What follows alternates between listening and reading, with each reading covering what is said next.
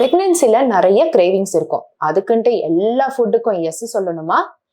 அப்படிலாம் கிடையாது. Hello everyone, நான் டாக்டர் அக்ஷயா, ஸ்ரீலக்ஷ்மி ஹாஸ்பிட்டல் ஆப்ஸ்டிட்ரிஷியனா இருக்கிறேன். பிரெக்னன்சில நிறைய ஃபுட் கிரேவிங்ஸ் இருக்கும். அதுக்காக அந்த ஃபுட் கிரேவிங்ஸ் எல்லாத்துக்குமே இம்பார்ட்டன்ஸ் கொடுத்து சாப்பிடணுன்றது கண்டிப்பா கிடையாது.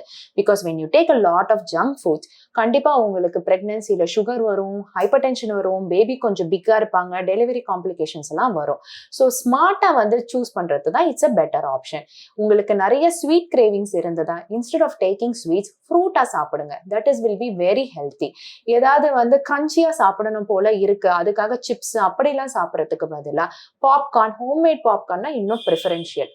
சப்போஸ் உங்களுக்கு ஒரு மாதிரி பர்கர், பீஸா அந்த மாதிரி சீஸியா சாப்பிடணும் போல இருந்ததுன்னா வீட்லயே ஹை ப்ரோட்டீன் சாண்ட்விச் பண்றதுக்கு நிறைய ஆப்ஷன்ஸ் இருக்கு. அதெல்லாம் கூட நீங்க ட்ரை பண்ணலாம். இல்ல எனக்கு ஒரு ட்ரிங்க்ஸ் குடிக்கணும் போல இருக்கு, லைக் ஏரியேட்டட் ட்ரிங்க்ஸ் அந்த மாதிரி குடிக்கணும் போல இருக்குன்னா the smartest way is to choose a tender coconut.